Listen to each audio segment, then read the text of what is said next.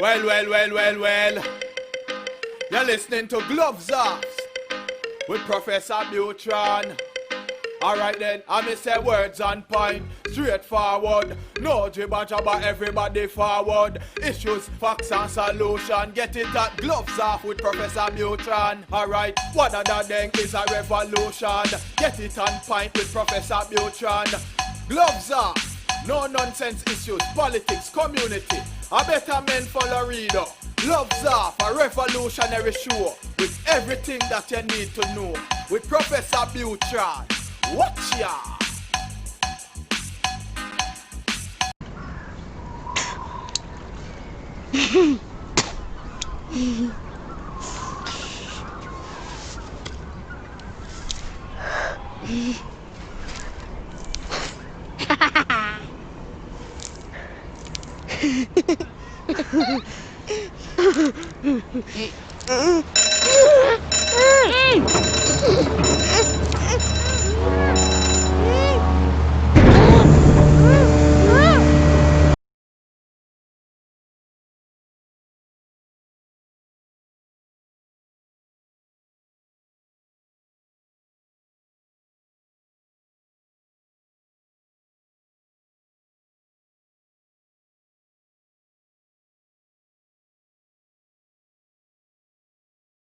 We're back at you in Gloves Off, and I'm here with the luminaries of Kenpo Karate, Grandmaster Richard Planas, and to me, he's family. We've known each other for a very, very long time, most of my life, really. And we're here looking at a workshop we're going to do here. We're going to do some hunting, but we're just talking Kenpo in general. What happened? How we doing? Good, fine, thank you, Paul. Nice to be here. I was gonna ask, how's the COVID happening, especially everything else, and the Kenpo world just kind of stopped, right? Well, it's good, but some of our guys, and I thought it was a lot of BS at first, but some of the guys of our school owners, wound up getting it and their whole families, and some of them were really bad and almost dying from it. And I said, whoa, I guess it's a real thing, but Sasha Burning in Germany got it and gave it to the whole family. Our guy in Oregon, Gino Martino, got it and gave it to his whole family, and their father too, and they all were very bad. And I've heard about a few other, I can't think of all the names, but quite a few people that got it, but fortunately none of them died from it. They all got over it.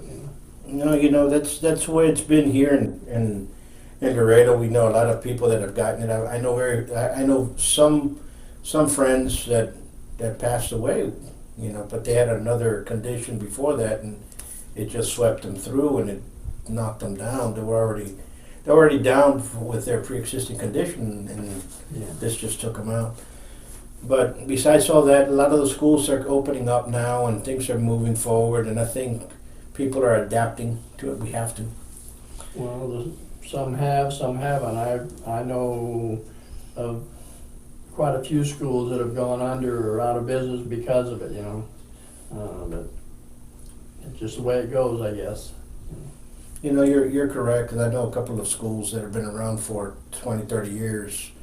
They're no longer open because of the crisis that we hit. But and it's sad because a lot of the schools, people they don't look down on, but they don't really care really much about martial arts schools. But martial arts schools in general help a lot of the community. They give kids self-esteem. They teach them discipline. A lot of the youngsters grow up within the system, and some of them use it as a vocation, but others continue going forward and they have that discipline with it. And if it wasn't for the martial art instructors throughout, a lot of kids would still be hurting because of what's going on in school, and they couldn't cope with a lot of things. But I think it's something not only for the self-defense portion of it, but for the actual enthusiasm building. But now let's talk about self-defense, because Kenpo is a self-defense system. And what is the main difference that you would say when you started Kenpo to what it is now? Well, in the old days, it was a different school. Like school of hard knocks. Like I remember, you know, when I was a kid, going to school, and you sometimes had a fight with somebody almost every day. You know, we used to have a place where I was raised in Dinuba called D Hill, and Reedley was a neighboring town. They had R Hill for Reedley, you know, and D for Dinuba, whatever. But you guys would challenge to a fight. Okay, everybody knew where to go. We go up on D Hill, you know, and fight. Or go up on R Hill and fight. You know, and if people would come up and watch. I'd say a lot of times I wish I knew now what I knew then, because, you know, I got knocked into the blackberry bushes a few times. You know, you got hurt more coming out and climbing out of the blackberry bushes than the guy that hit me gave me, you know. But I said, now I put him in the berry bush with, you know, with no trouble at all. But again, that's just the old days. But, you know, it's been a long time, you know, since I've seen or heard about anybody fighting. Just like I'd say, you walk in any martial arts school nowadays and ask the question, say, who here lately has been in a fight? Nobody puts their hand up.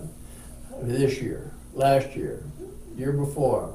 Well, a few years ago I got in it, but it wasn't a fight. I said, okay, there you go. See, people just don't fight like they used to for some reason. You know, it used to be, you know, I'll kick your butt, and, you know, now it's, even with adults, it's become my lawyer can beat your lawyer, you know. You hit me and I'll call the cops, or I'll, you know, get the law on you or whatever, and not stand up and duke it out, and the winner wins and the loser loses. You know, but again, they don't do that anymore. So the old days, I tell people, when I would go to foreign countries, third world countries, South America, you know, Central America, whatever, I watch the kids work out down there, and they seem to train much harder and more realistic than I see here in the States, because those kids down there fight every day. They fight going to school to keep their books, their lunch money, their lunch, their coat, their jacket, their shoes, whatever, you know. Where here that doesn't happen.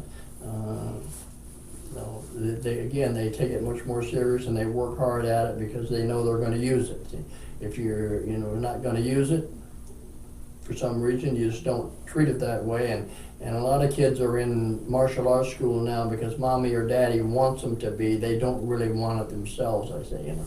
You know, they don't, they show us and say, hey, you know, you're not putting out any effort, you know. So, well, I don't really want to do it. Okay, you know, I would suggest you go home, you know. But then when they get in trouble, you know, then they wish they did it, you know. You're absolutely correct. You know, we grew up that way. We grew up fighting, and we grew up to the point that, you know, somebody called your name, let's meet over here, let's get it, let's deal with it. And it was a continual thing, you know, or you went to the wrong neighborhood, or you went to go visit your cousin in a different neighborhood, you weren't from there, and guess what, you're going to be in a fight. And so you grew up with that. We grew up with that environment. And now it's a lot different, you know, and now it's, they'll say something on Facebook miles away, and you're like, wait a minute, you know. Only because I'm on Facebook or I'm on the computer, that doesn't mean that there's a shield there, you know. The insult's still an insult, if that's what I'm trying to get at. But fighting was taken in a different realm, in a different, you know, it was a necessity. You needed to learn how to fight. And that's what, but martial arts as a whole, I'm going to say in general, Kenpo basically taught me to control that in the fightings, right?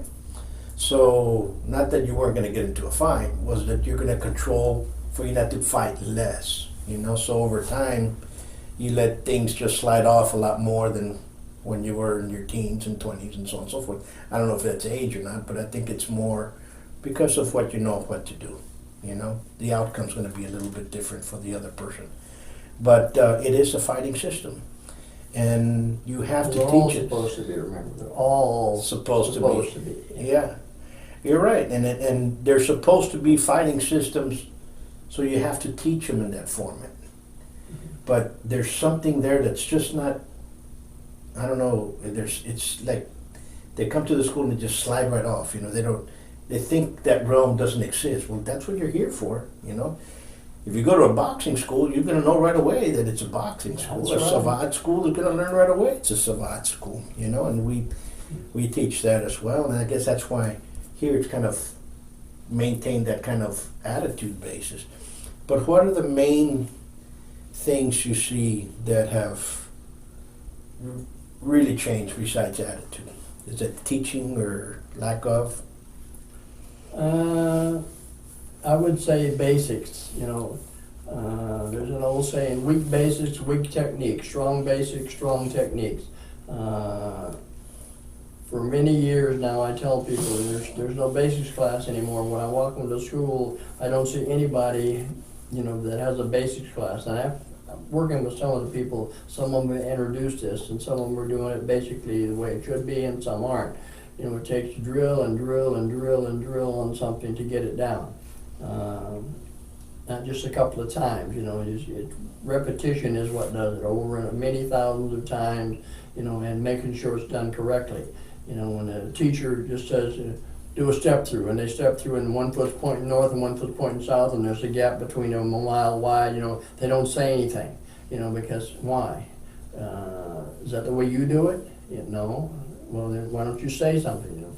It just, you know, again, that boils down to another saying that I've had about qualified teachers. You know, that's hard to find anymore. It's qualified teachers, people that are actually qualified, you know, to get out there and teach.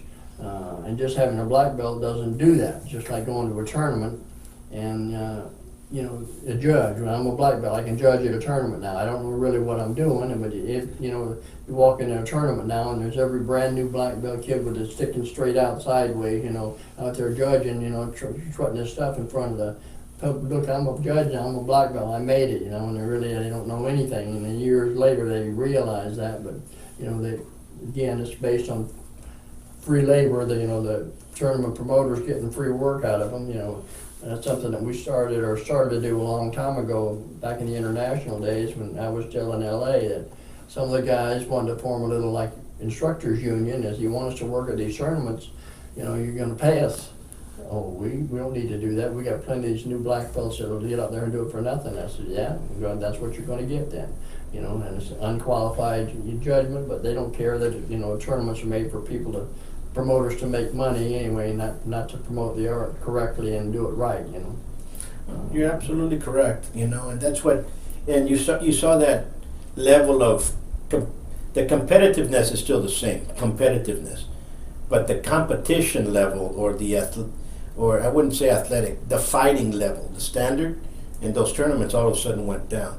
And people get that confused, you know, they get confused, a tournament fighter to a street fighter to one that is training in Kenpo for the street. Totally two different realms, you know, and only because you do tournaments and you spar a lot in the tournaments and you win tournaments does not mean you can actually defend yourself in the street. It's only two different mindsets, competition and street. And I think...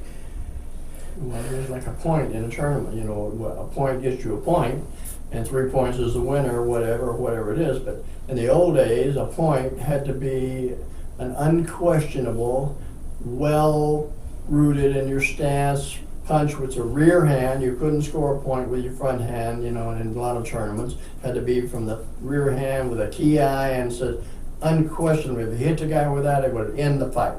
And that's what a point was, a fight-ending move. See, now you get a point for a flying hair flick, you know, and, you know, just amazing how it's changed, you know. So that wouldn't do a thing to the guy for real, but it got me a point, and you got a 6-foot trophy for it, you know. No, you're absolutely correct, and I think that, you know, because we cannot put down tournaments, because we've had some great tournament fighters, you know. We had our dear brother and Frank Drago, God rest his soul, you know.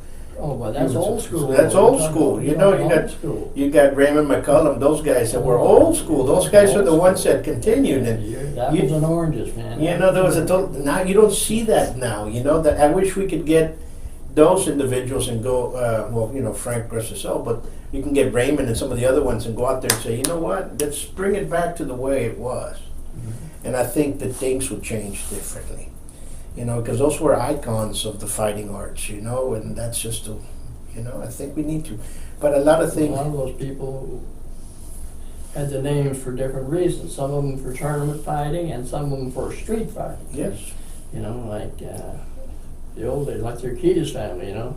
Benny, Smiley, all these guys, you know, they fought all the time in the street too, for real, you know. So they know what works and what doesn't, you know.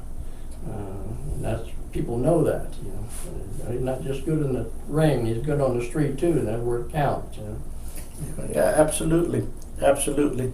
Now, to get back into that mentality, what would you say students that are right now, or instructors that are right now teaching, especially Kenpo, that realm, what would you tell them? What would I tell him?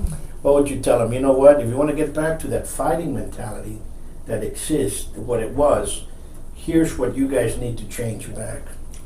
Well, when the old man put the system together, I tell people he put two systems together. One for the ass kickers, you know, or the real fighters, and one for the bookworms, you know. You want to learn all this rules and principles, terminology, which you should know. That's like, I'd say, being a gunsmith, you know. You go in the store and you buy a gun. Oh, that's a pretty gun. What is it? That's a Smith & Wesson 629, 44 Magnum, you know. Nickel plated, engraved, ivory, elephant ivory style. Oh, beautiful gun, you know. So you take the gun home, and you got a choice now. You're going to load it with real bullets or blanks.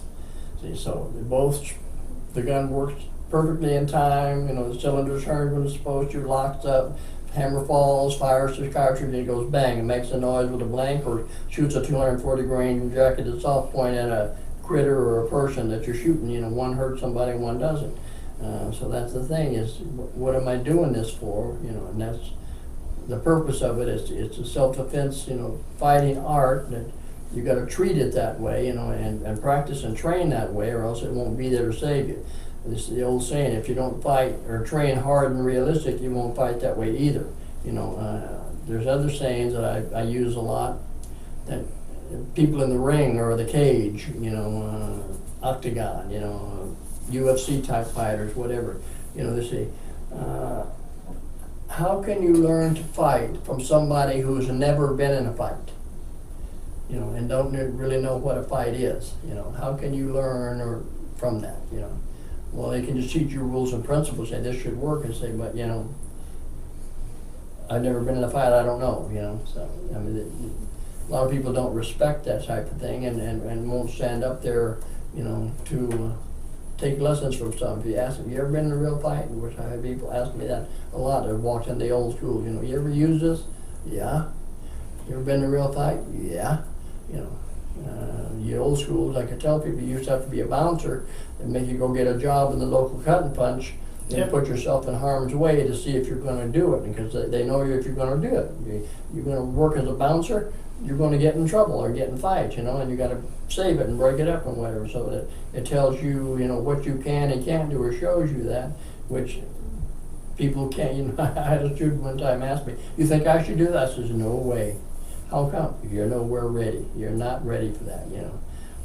It got my partner killed, and I've said that before in some shows. I don't know if it was with you or other people, but a club I worked in LA called the Santa Ana Clubhouse. You know, my partner, we worked as teams, and my partner got killed one night. I was off, and I come to work, you know, where's Lucky? Lucky was his nickname. You know, I don't remember his real name. They said, "Oh, you didn't hear he got killed last night?" I said, No. Yeah, somebody stabbed him. He didn't see, you know, and stabbed him, you know, killed him. So that can happen, you know. That's real. You're absolutely correct, because you know, when I you know started Kenpo, I was young. I was bouncing as well, you know. At 23, I think it was something that you had to do, because that was part of the aura of being around Keith C and those people there. They were the ass kickers, you know. You went along, and that's something that was kind of expected. You either did it or you didn't, you know. Yeah. And we did that. You know, I got a nice little scar right here from a knife, you know, because of that. It doesn't matter, but you know, it's part of what happens. What I tell my students now depends on the person. I have some students that probably they will do good in bouncing. I had some that have already been bouncing and stuff like that, but it's not something that has continued with you, or you don't hear it. Right now, this is reminiscing from me learning back when you're saying that, because it's part of it, you know. It's interesting that it's all there, you know, that it was like an expected thing. It was kind of one of the badges that you had to go through. It was a rank that wasn't there, but it was one of the knots that tied your belt together. And it is that, you know, it is that.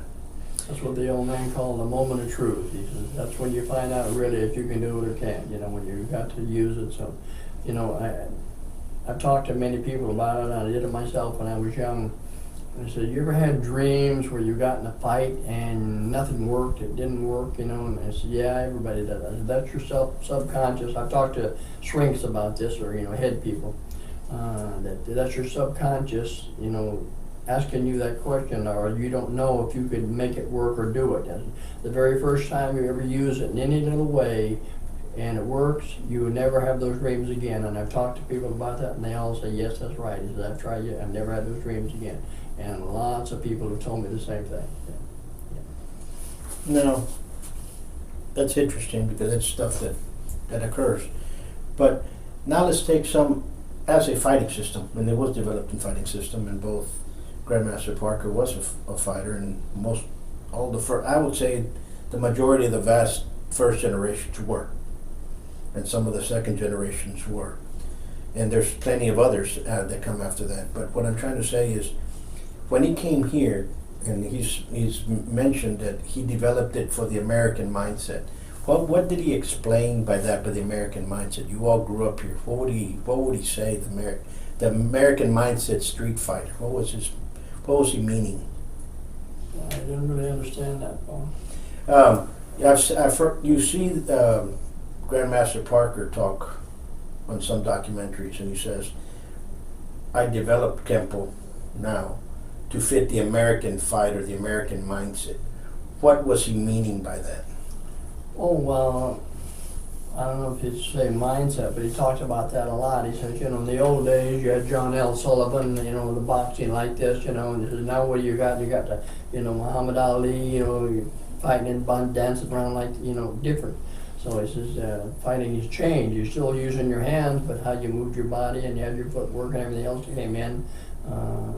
You know, and the old bare knuckle days, we call it, and now they got gloves on to be a little more, you know, last a little longer, but the fighting has totally changed. Like Mr. Park used to say, he says, you know, talking about the traditional systems like the Japanese, says if the Japanese had invented the Model T, they would still be driving them.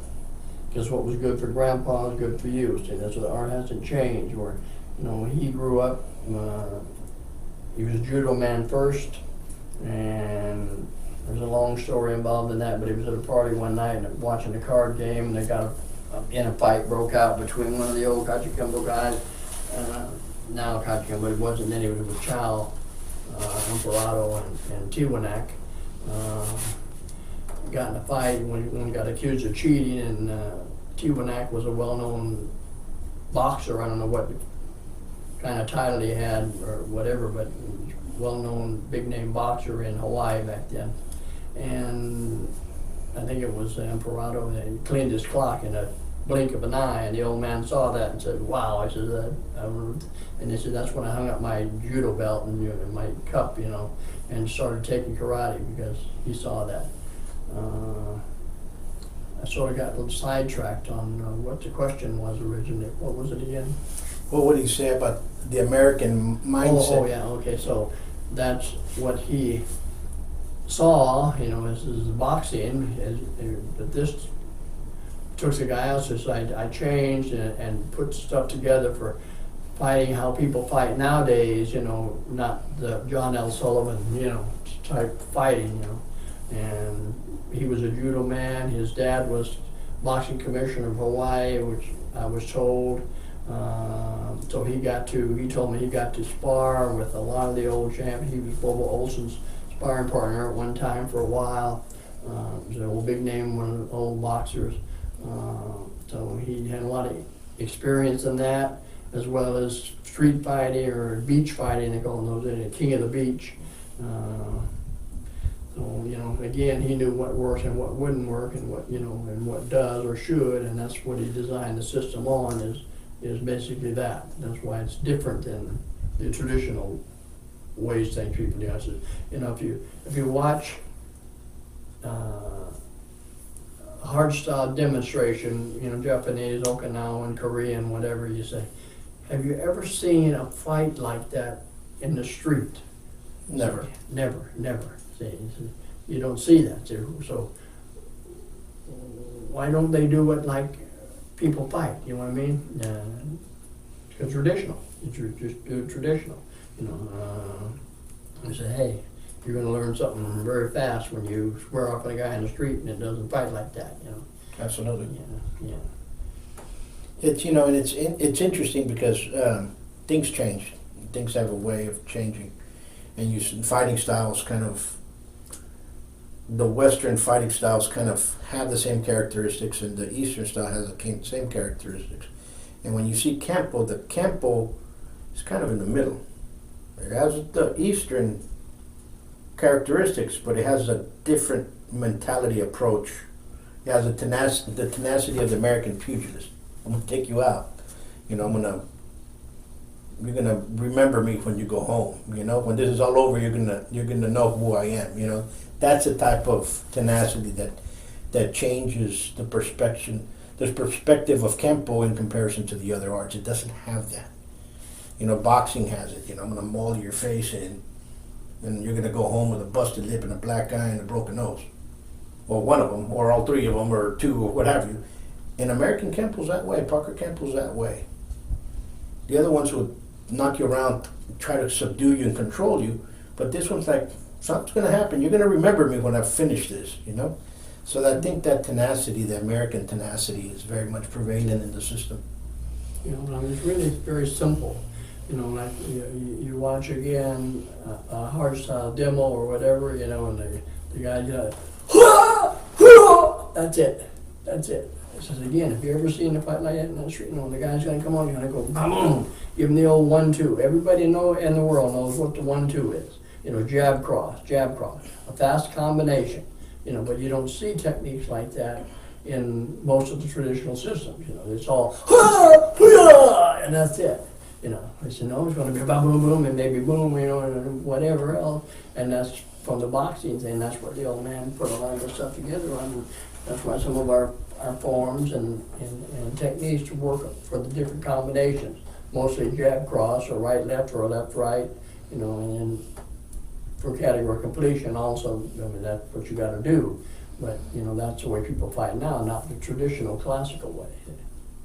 Absolutely. Is there anything of a counsel that you'd like to tell the folks out there that want to start Kenpo?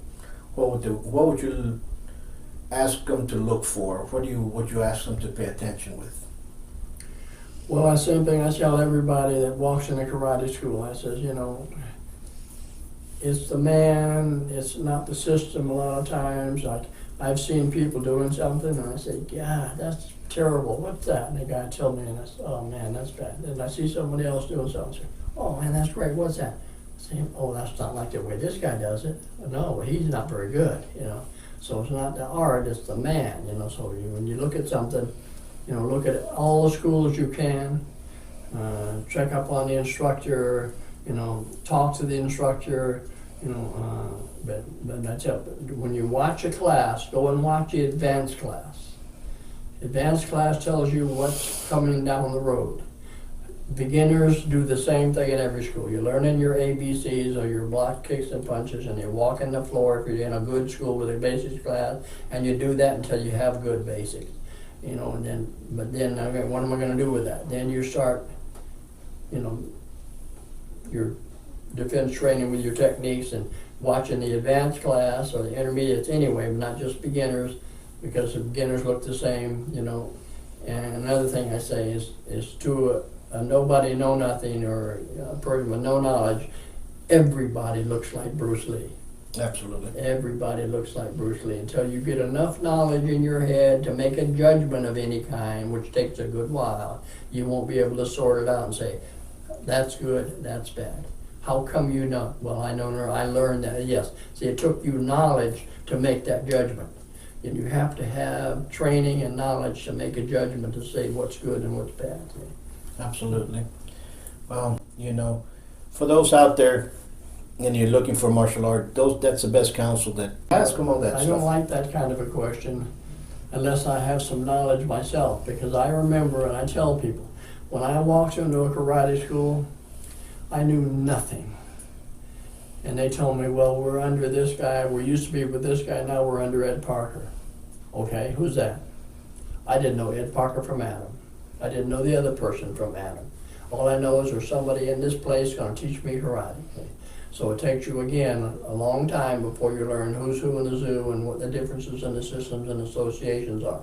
So that, I say, don't even worry about that, but just say, use your eyes and your brain. Think about what you're looking at. You know, I walk into schools and I see kids classes out there where the instructor is playing Sifu says or jump over the stick and run and touch the bag and, you know, run back and all this kind of stuff. Nothing related to self-defense at all.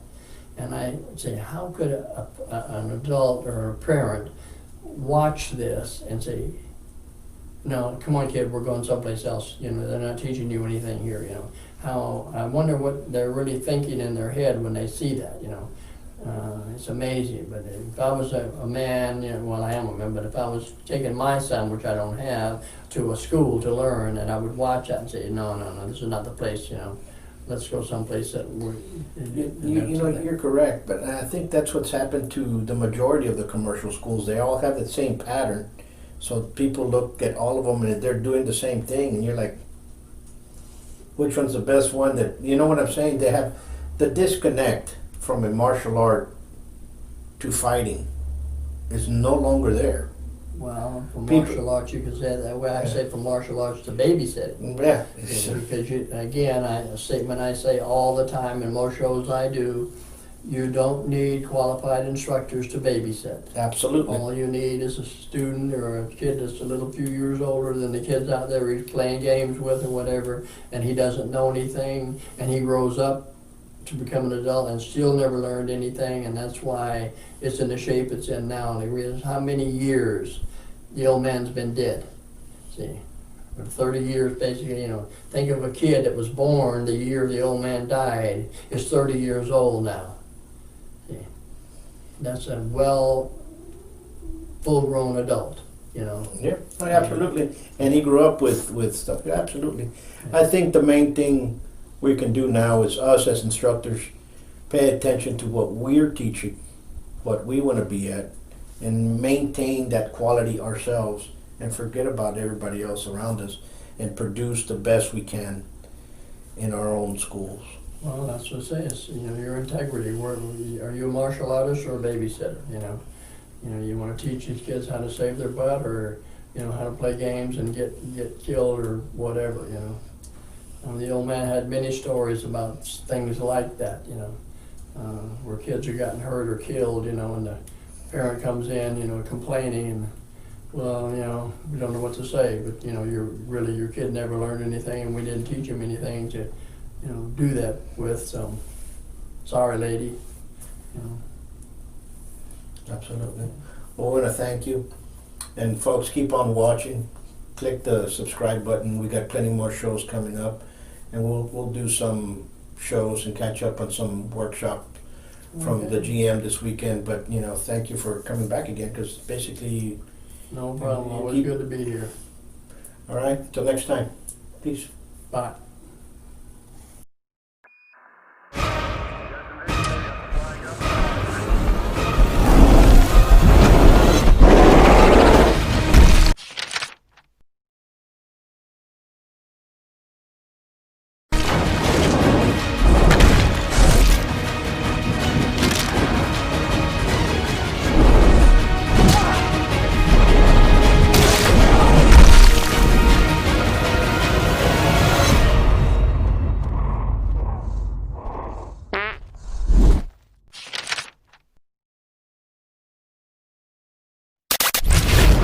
The following political paid advertisements do not reflect the political opinions of the program or its associates. Any political campaign or candidate who wishes to purchase advertising can do so. Advertising is open to all on behalf of Gloves Off.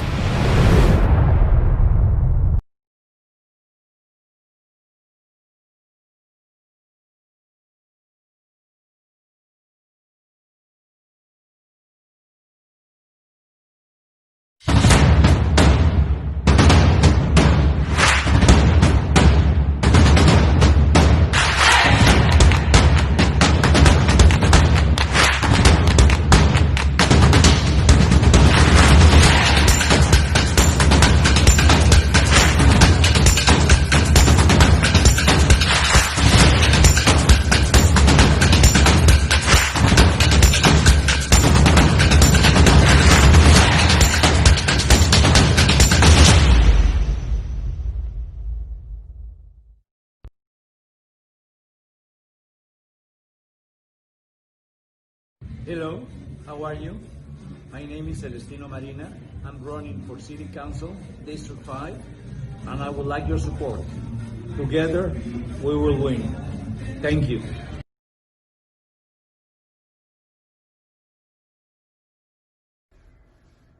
Hi Laredo, this is Carlos Perez.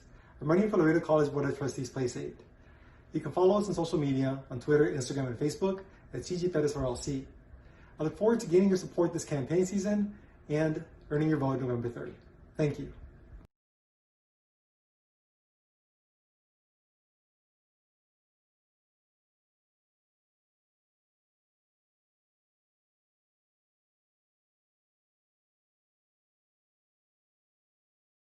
Laredo College needs a leader, an educator with a vision to move forward for a positive change.